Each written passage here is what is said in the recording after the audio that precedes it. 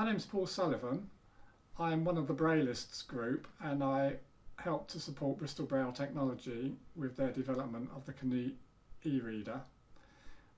For the last 25 years I've worked in the fields of access and inclusion for visually impaired people, first at the University of Bristol and then for the last 12 years at the Museum Service in Bristol.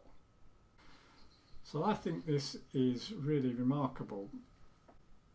It's very pleasing to touch this because it's a nice cool surface and the solid raised areas are more or less the same texture as the background, and they're very firm. They don't press down and they're not woolly like some tactile images, and my fingers are not dragging over them either. It's just a very nice smooth surface to run your hands over, because as you can see, to take in this image I'm doing a lot of feeling, I'm moving around a lot, and if the image is rough it can be a bit abrasive on your fingertips, but I could slide my fingers over this for a very long time, and you need to do that because when you look at a picture you see it in one go, but I don't. I have to build it up in my memory, in my mind's eye, by feeling over the shapes quite a lot in a sort of systematic way. So I'm now working down from the top and just building up a sense of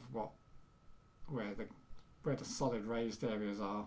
I imagined that smoke would be much more solid, and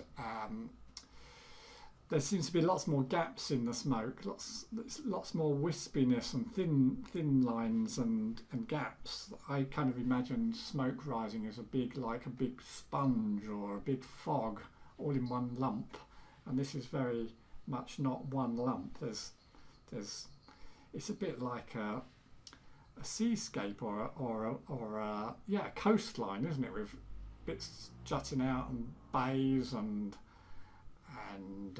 promontories and little inlets, so lots of space, and it's really interesting. There are some very thick bits, like this piece here is quite solid, but then it becomes more and more dispersed as it rises up, and it's really interesting the way it must be because of the way the air is moving through the smoke that makes these gaps, because it kind of seems to be that it's pushed off in this direction and it wants to go up that way, and then you get this bit up here that's rising up again quite solid there. So it's obviously dividing and then coming together again through the motion of the air that it's rising through. That's my understanding of it anyway.